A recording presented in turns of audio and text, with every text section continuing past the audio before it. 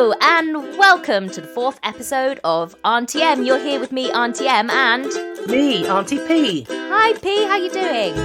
I'm okay. I'm on Easter holidays from work, so I'm enjoying that. What are you up to?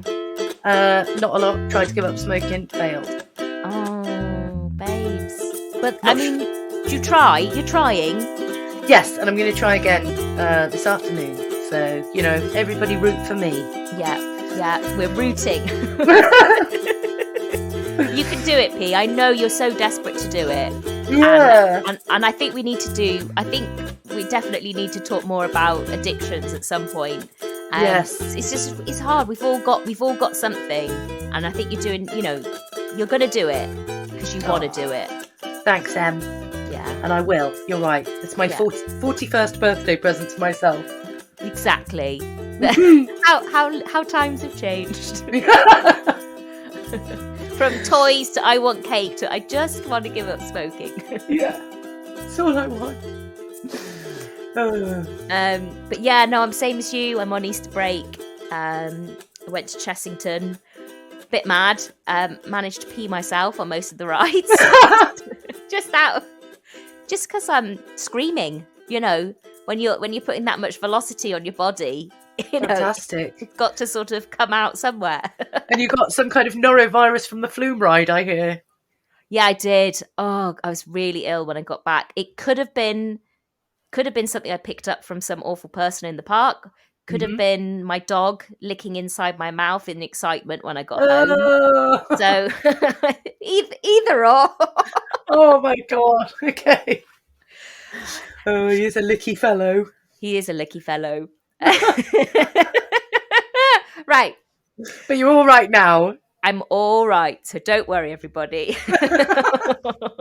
Anyway, so today we're glad that you joined us. Today's episode is all about the lockdown. And we're going to be talking and having a look back on 2 years ago, which seemed like 10 years ago. Crazy times. And we're going to be talking all things lockdown and talking funny things, sad things, and everything in between. So, you ready, P? I'm ready, Em. Okay.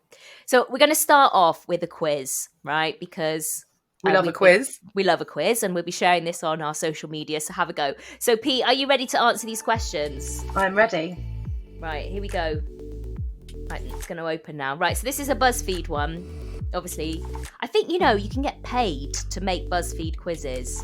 Ooh. Right, so we're going to do this. I'm going to check. It's a check off, right, of all the things that we did during lockdown.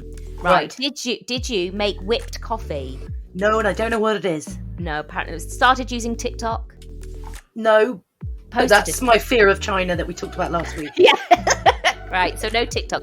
Did you learn a TikTok dance? No. Right. Did you go on a family walk? Yes. Went on 5 or more family walks. Oh, yeah. Bought too much toilet paper. Sorry. Yeah, walking for everybody became quite a pastime. Did you buy too much toilet paper? In the month of March? Yeah. Indeed, I did. Oh, P. Did you make banana bread? No, because it's gross. Okay. Did you make cloud bread? I don't know what it is. I did start making bread generically, so... Sourdough bread. Did you make any of that? But I did make soda bread. Do you know what? That's kind of the same. Yeah, it also starts with S. S bread. Did you make... I don't know what this is. Made mini pancake cereal? No, but I made a lot of pancakes. Okay, well, I'm ticking that. Okay. Participated in a drive-by birthday celebration? No. Right. Tried the breakfast sandwich hack?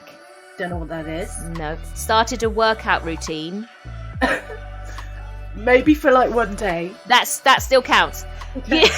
Use Netflix, House Party or Zoom for a virtual hangout? Often. Got subscribed to Disney Plus? No. Dyed your hair or gave yourself bangs? Yes, dyed my hair. Attempted to become a plant parent? Well, I successfully became a plant parent. You and did. A lot of You've got green fingers. Right, showed the results. Bish bash bosh. 92%. You can check more than 92%. You're a casual quarantine queen. You dabbled in a few of the quarantine trends, but hey, who hasn't? I mean, Okay. We're laughing about it, but there were so many things that became sort of markers of being in lockdown. I mean, these are some of sort of like the more happier things. We just start off there before we dive deep into the Misery. Oh, Jesus. I mean, before we get, if you could sum up lockdown in one word, what would it be?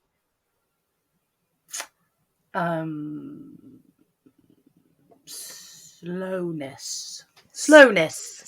Interesting. But also peace. Like, I found lockdown very peaceful, but that's because Yeah. I'm privileged and lucky and I live in, the UK. And Exactly. I mean, although weirdly, because I was working from home and I'm a teacher, so trying to teach from home was really intense in 2021. yeah. In 2020, it was kind of, we were all still getting our feet under ourselves, and I feel like that was less difficult because there was lower expectations on what we'd be able to do. The first lockdown was a breeze for me. Yeah. Because it was like, mentally, I was like, right, we're saving the world. I can do this. I can stay in my home. And actually, we actually had a nice time as a family during that first really crazy lockdown. Mm. I mean, I was in France at the time, so we had slightly different rules. You had to have a letter to go out, had to have permission, couldn't go more than 1 kilometre from your house. Yeah, I remember speaking to you, and you were on a dog walk with your letter, worried in case someone would stop you. Yeah, because the police were fining you. If you were out, they would fine you. Like, it was the first time they caught you, it was €60. Then it went up to 100. And then it would keep going up if they caught you out without a proper reason. I mean, having a dog was great, because you can take the dog out as many times as you want. But yeah, if they asked where your address is, and you were past 1 kilometre past your house, you'd get sent back. Gosh. Whereas I know in England, it was kind of like people were going on 5-mile hikes out in the middle of nowhere, to get out, but you weren't allowed to do that. No, there was actually a problem here with too many people in nature spots for a little while. I remember reading about, kind of crowds at popular nature spots. And so therefore they weren't isolating, because there were so many of them in the nature spots. Right, did you work out with Joe? No, but I know you did. I did. Oh, no, I did work out with Adrian and Benji. Yes, I've got that. Adrian or Benji, yeah. Was that the yoga one, was it? Yeah, yoga with Adrian. And so the dog is Benji. Right. Oh, I didn't even know that. Yeah. But he's got an OBE now for that, workout with Joe.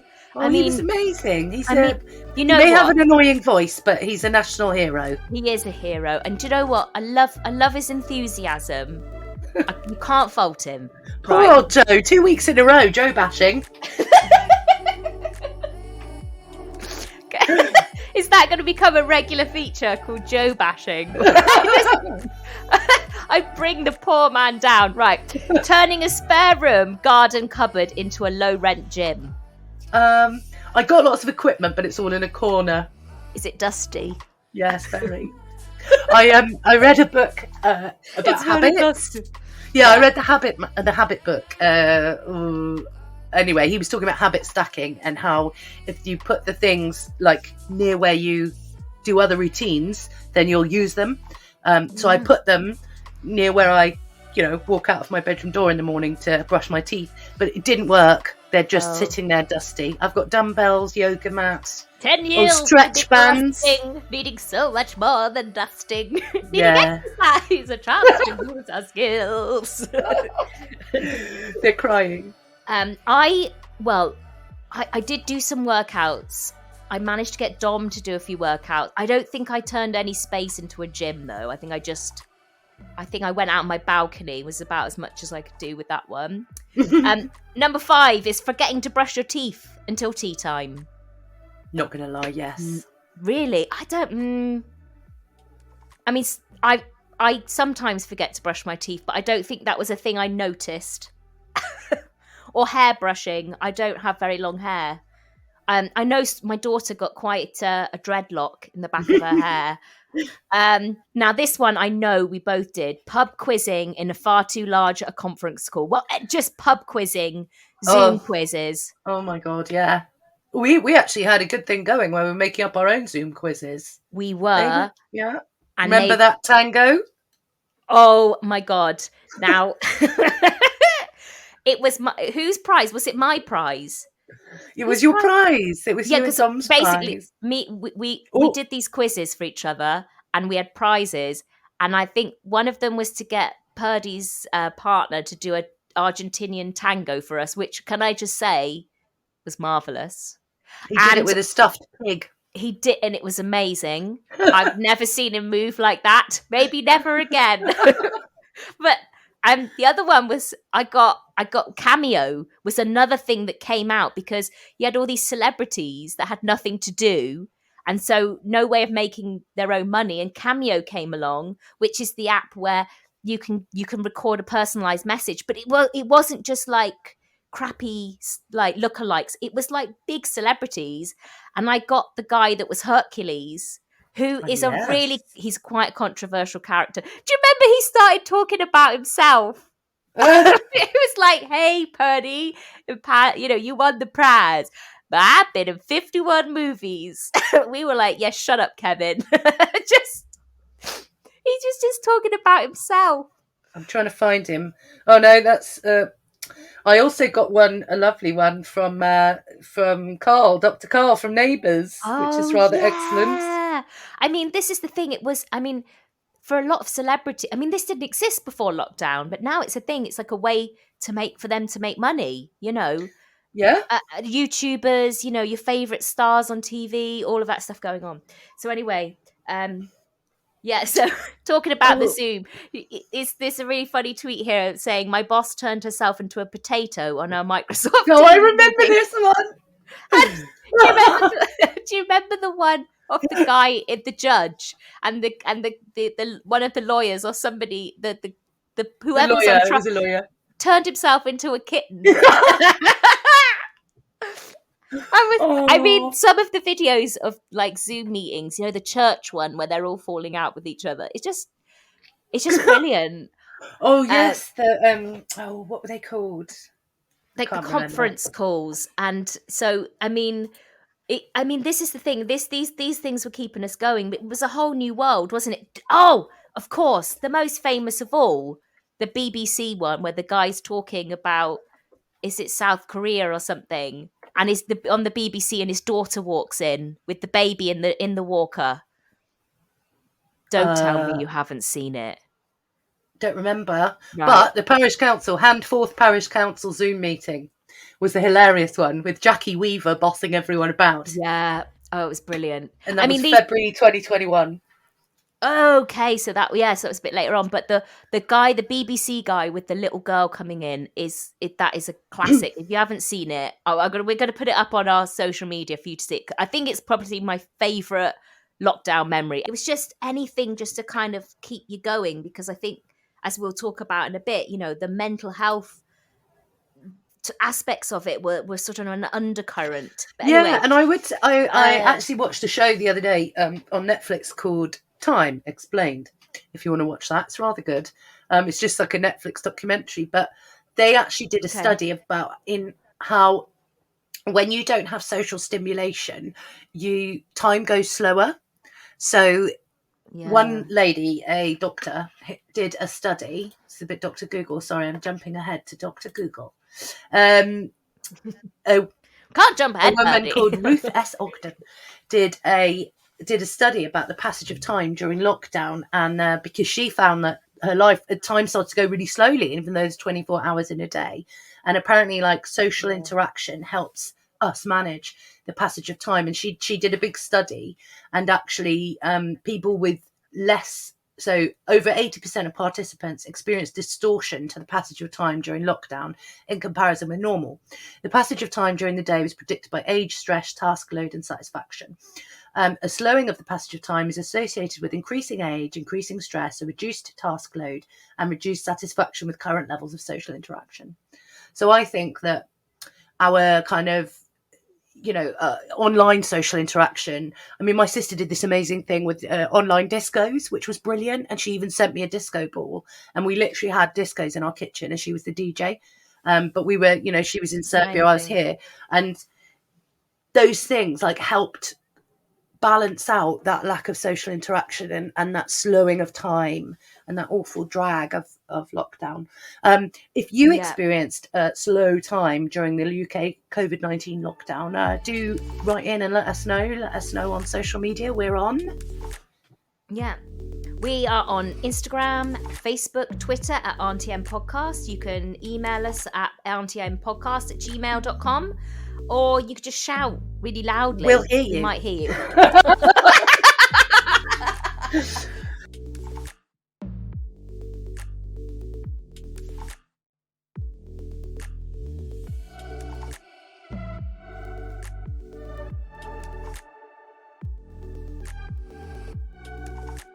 Moving on to the next part of our show was where we talk about a problem. Today we don't have a problem as such, but we have an issue. An issue which I think a lot of you might resonate with you, and this is from The Guardian. So I'm just going to read a little bit. So this is from February 2022. Sorry.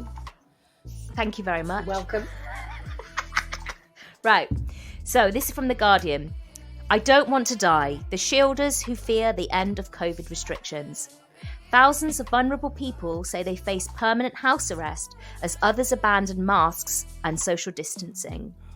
So this is a whole article about those people who I think are largely been forgotten at the minute. Those people that have had existing health issues or mental health issues that have gone into lockdown, and that they're so afraid. I think I don't know whether, the idea that coming back out and people are not wearing masks, people are, as soon as they said you don't need masks, no one was wearing them. And in fact, I don't know if you would agree with me, P, but I do see a lot of older people still wearing masks. Yeah, and also, we've got people here in this article. We've got like a lady who's 60 with ME. We've got a guy with,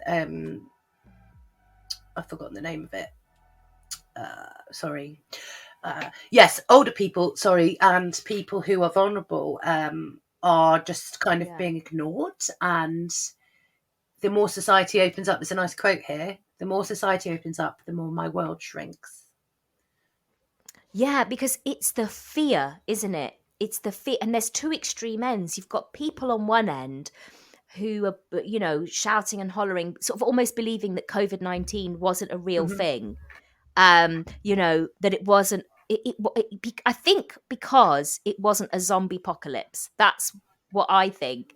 I think people kind of imagine when there's going to lock down from a pandemic that it's some sort of like movie. Like you get it, and within 24 hours you're dead, and then people come as zombies, like something dramatic. Yeah. But because it seemed to kind of especially attack the older generation and the sick, which are people that are generally away from the public mind. Yeah. It's almost like a killer that we weren't aware of, and then we had fake news coming in. We had all sorts of stuff going on. We had countries that, because being in France, a totally different attitude from our president there, Macron, compared to Boris. England was a bit of a laughing stock of England, of Europe, at the time.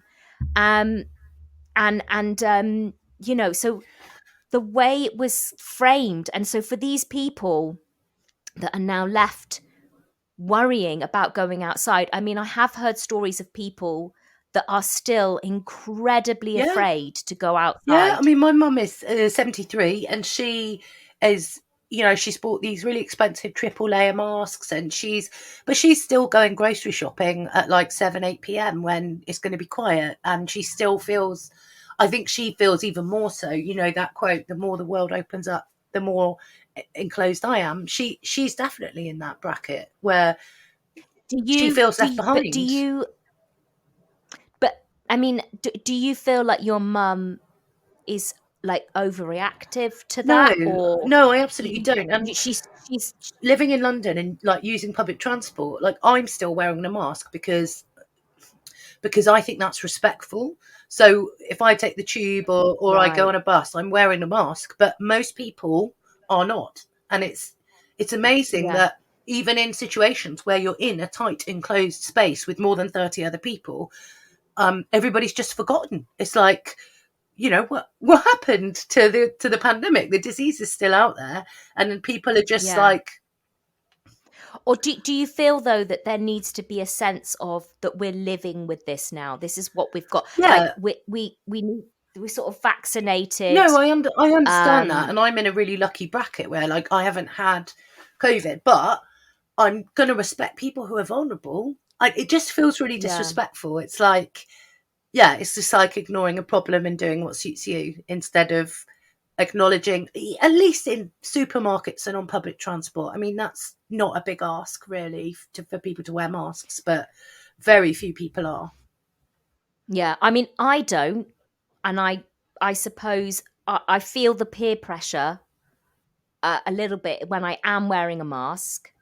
And I totally respect those that there still are. I mean, I went to a group session and there was a younger person there who was still wearing a Mm. mask, and they obviously were a vulnerable person. But there was no, you know, I think it's that thing that comes down as well to choices. Respecting people's choices, and because as well we've got the whole vaccination Mm-hmm. issue. Whereas somebody who I'm close to does not want to get vaccinated at this time, but not because of conspiracy theories, but because there are people that have had adverse reactions to the vaccine, and they are very afraid that that's going to happen to Yeah, them. no, and again, like Um, and I can understand, like, you don't want, it came around, but for me, I didn't even think twice. And this person is a vulnerable person, and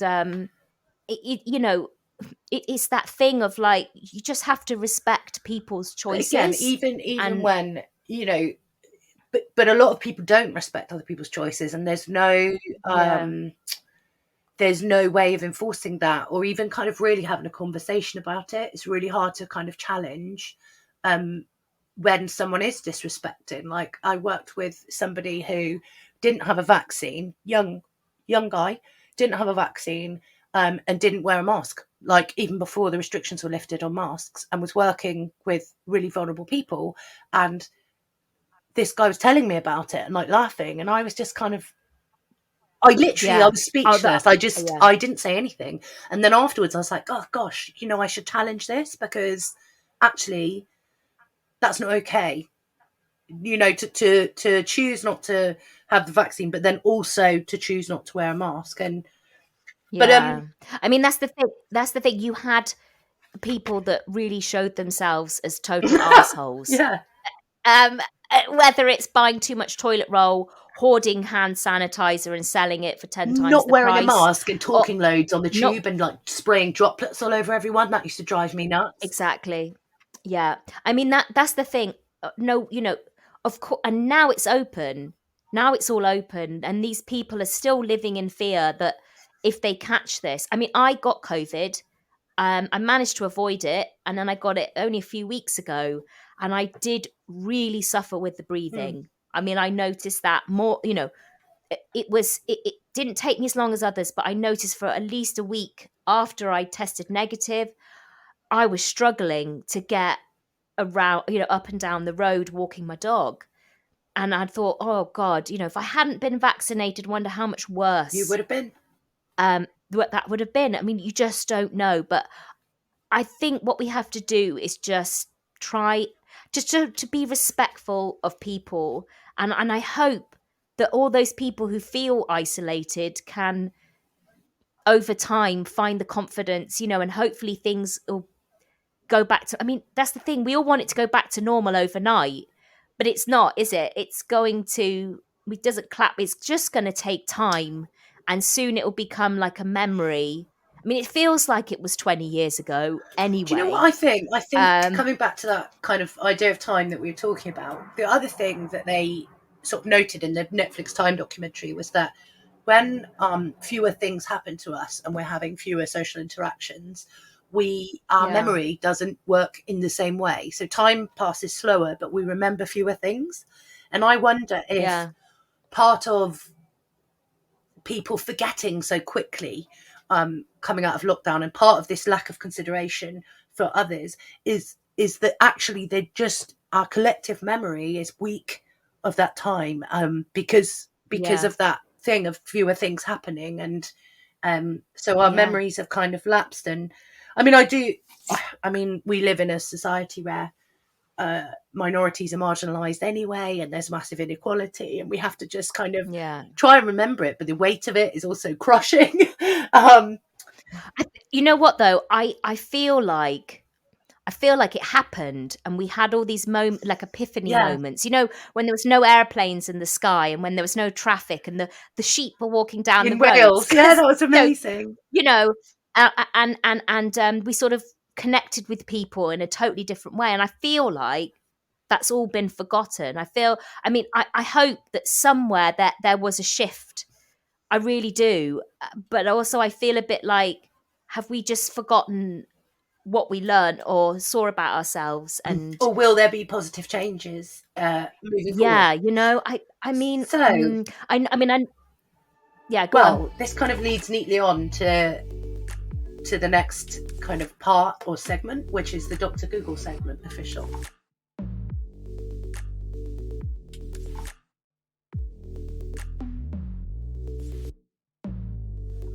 Googling this, interestingly, it's now April, middle of April, but when we were researching for this podcast, we do research, FYI. It's not just our opinions. Yeah. But when we were Googling, like, most of the stuff online kind of stops in February 2022. That's when the reporting and the kind of big thinking about COVID seems to kind of stop, which in the UK is interesting because the lockdown finished completely at the end of February. So that's kind of interesting that well, obviously it was knocked out of the news by Russia, Ukraine, and all the other things that have been happening, the fuel crisis, all of that. Anyway, so I was having a look around at the kind of impacts of COVID-19, and I found sort of two interesting articles. So there's one which is a COVID decade, understanding the long-term social impacts of COVID-19. Okay. And this was a study undertaken by the British Academy. And they found... Sorry, so do they mean the decade as in starting from 2020 to 2030? Right, okay, got you. Yeah, so they're kind of meaning like what's going to happen in the next 10 years post-pandemic. Right, hit me. So essentially they say that health and well-being, so there are kind of three main areas that have been affected. So health and well-being, communities, culture and belonging, knowledge, employment and skills.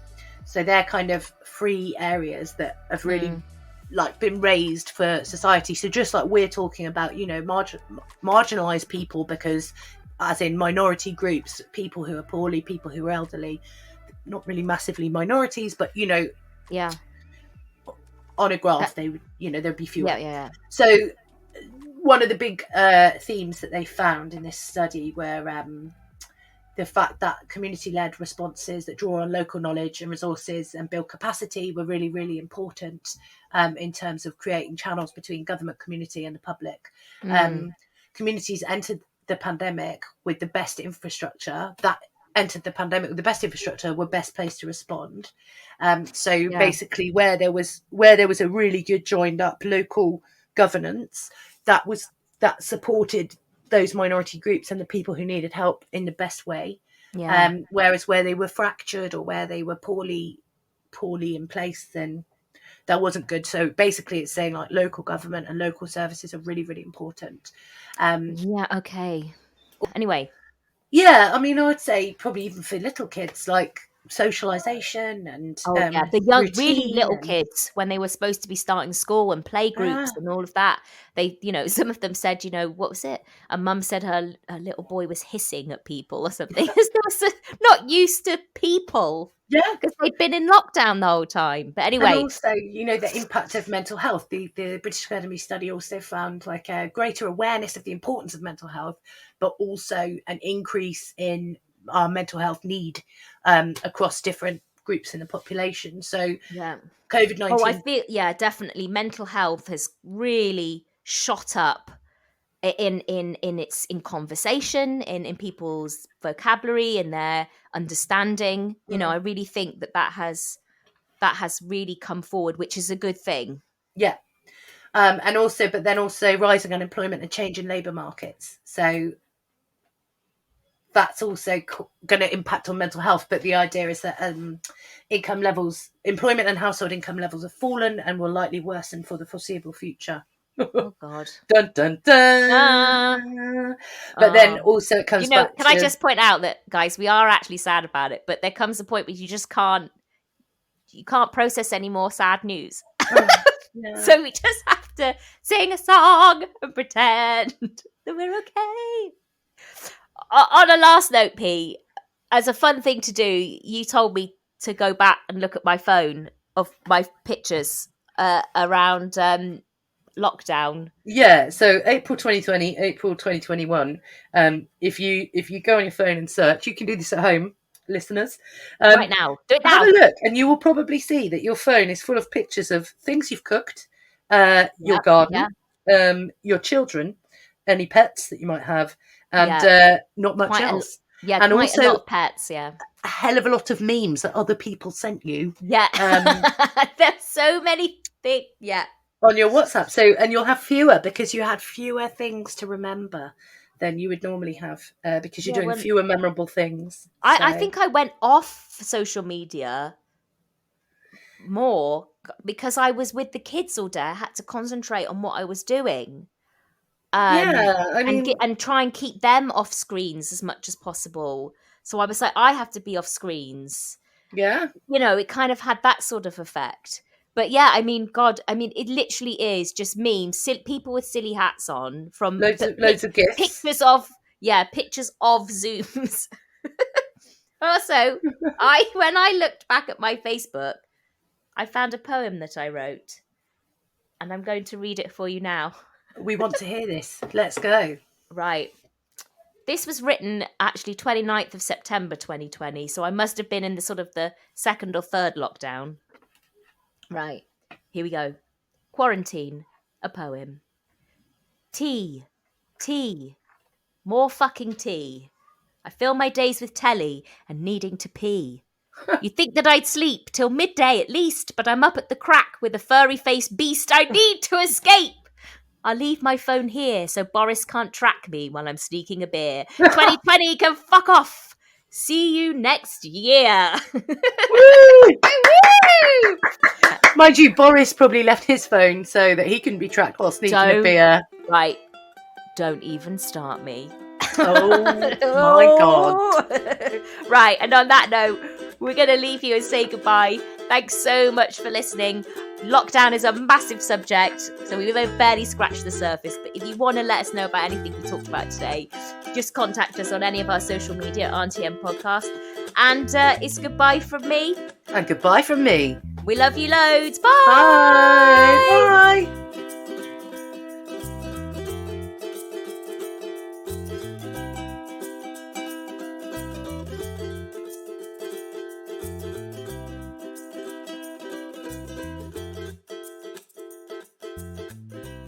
Yeah, and also, you just have to. But yes, so then there needs to be, according to this report, greater kind of, oh gosh, this is getting really boring. Can we just cut it here? Yes.